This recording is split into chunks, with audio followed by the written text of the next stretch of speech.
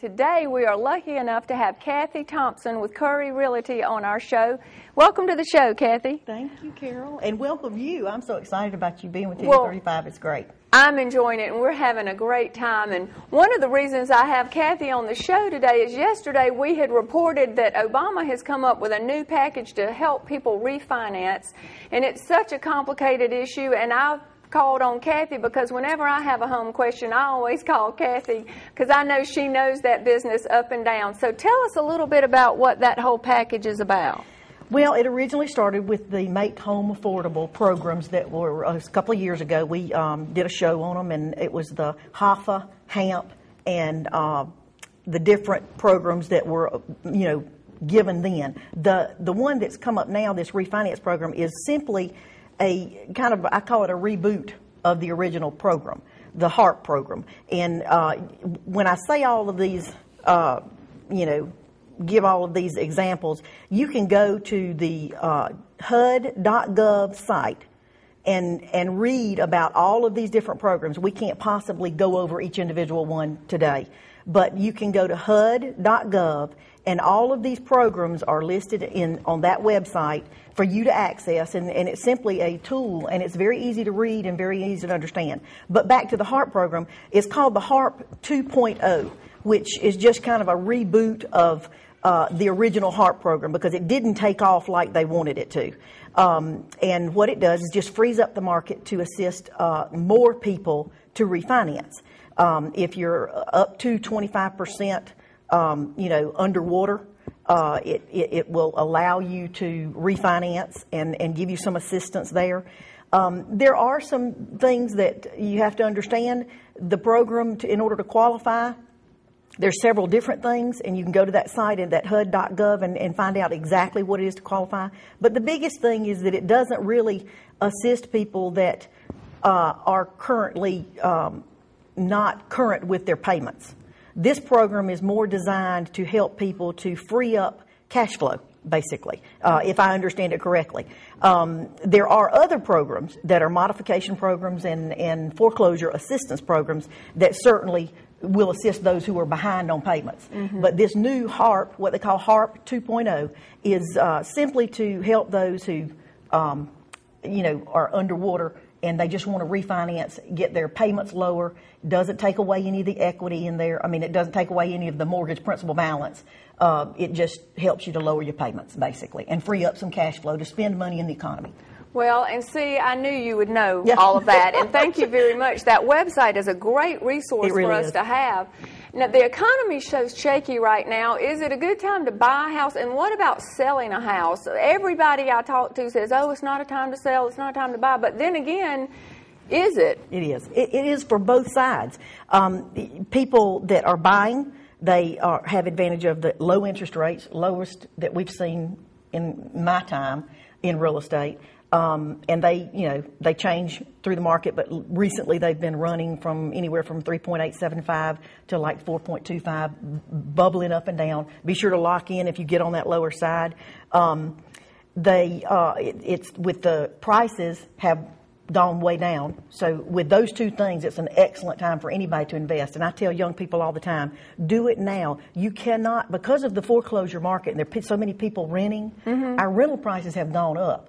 So if you are renting right now and you can qualify for a loan, it is time to do it. You need to do it now. Take advantage of both of those things. It's a great investment for young people.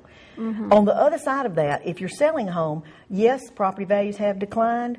However, if you're going to reinvest your money, then even if you have to take less for the property right now, you're going to make it up on the end, in the buying end. If you buy something else, you're going to buy something else at a lower price, obviously. Yeah, so on both sides, the market is good. That makes great sense. And I don't know why I've never heard that argument before, because, yes, you may be selling your house for a lower price, but you're going to be buying one at a lower price. So it is a good time. And oftentimes, if you buy a foreclosure, you'll be buying one and making up plus some the money that you may have lost in a what I call just a normal sale. And you can go ahead and pick the house out that you want to move to actually right before you put yours on the market at the reduced rate, and then you're covered and you'll be all right. That's true. Well, what do people have to do to actually go through the process? Like, if you're a young couple and you've always been renting, but you really want to buy a house, what would be a few of the first steps you'd take?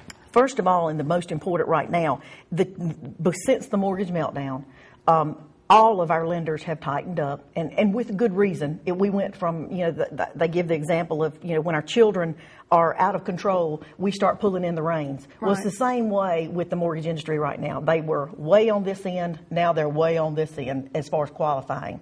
Go to your lender, get pre-qualified. If you buy a foreclosure, you will have to have, in most cases, you will have to have a pre-qualification letter before they will even accept a contract. They won't even look at an offer without a pre-approval letter with it. So rather than finding your house, wanting it badly, and having to wait, especially if you're bidding against other people, you need to have that letter before you do anything. And then after you get your pre-qualification letter, then just get with me, and I'll be glad to take you around and show you property. There's a lot of different properties on the market right now from all different price ranges, and some really great buys out there. Well, and that is one of the reasons I know Kathy has a show on our TV station, TV35 WDIG, and that is, I think the reason she has the show on here is because she is the person with all that knowledge, and she feels real comfortable getting on a show. But tell us, when does your show come on? It runs on Mondays and Wednesdays at like 8 o'clock, and then Sunday morning at 10. And what do you run through, some houses? We show properties, basically. It's my listings that I have listed in the Dublin and surrounding areas. It's Central Georgia on the Move, and we changed the name many years ago because we started farming out to different areas, and so now it's Central Georgia on the Move. And with that said, we are also now a part of Georgia MLS. We have a local MLS, but we also now have a Georgia MLS, which allows other agents in different parts of the state to access our inventory, and it also allows us to do the same. If we're selling at Lake Sinclair or something like that, wow, we certainly have all that information. So twofold. We aren't just Lawrence County. We are Central Georgia, and we have really grown to be that, and we're excited about it. So if you get transferred, like, to, Athens, right, you could help me maybe find a house in Athens before I even leave Dublin. We can look at property on the Georgia MLS that if they're a member of that Georgia MLS, right, have to be a member of that.